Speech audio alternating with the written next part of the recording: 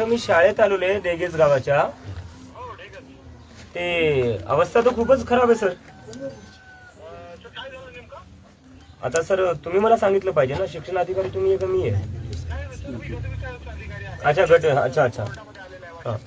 नाही सर, आता इथं बाथरूम आहे, बाथरूम मध्ये ते नळच नाही, तर बाथरूम वापरायचं कसं?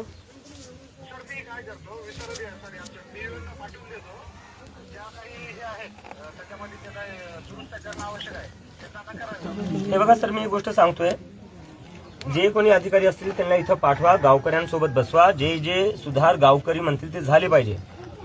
कारण की जेवढे शिक्षण अधिकारी तुमचे मुलं तर सगळे प्रायव्हेट स्कूलला शिकतात, पण यांची मुलं तर इथे जातात ना, तुम्हाला काही काळजीच नाही पडलेली आहे त्यांची. तर आता गावकऱ्यांसोबत बसायचं, गावकरी जे जे सुधार म्हणतील ते सगळे झाले पाहिजे. मी पाहिलं लाईट बल्ब, एक साधा लाईट सुद्धा नाही एकाही क्लासरूम मध्ये. जो इथं मास्तर आहे तो मास्तर लहान मुलींना झाडू मारायला लावतोय. मच्छर चावतात सगळे. आज एवढी घाण शाळेच्या आजूबाजूला. जे किचन आहे ते किचन सगळं गळतंय.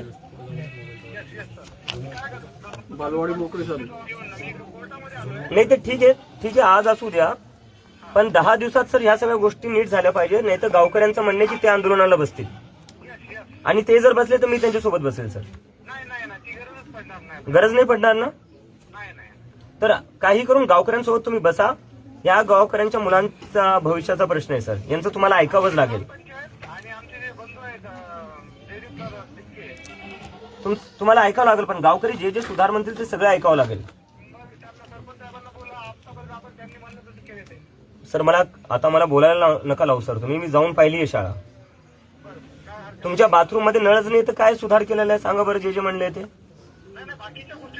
बाकीचं काय सर, बाकीचं काय? ब्लॅक बोर्ड नाहीये तुमच्या शाळेत, ट्यूबलाईट नाहीये क्लासरूम मध्ये. आता अजून गोष्टी सांगू, मीडिया समोर बसलोय, सांगू अजून सगळं काय काय खराब आहे.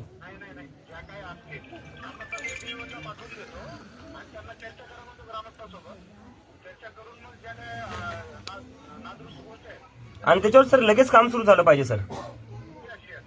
ठीक आहे सर.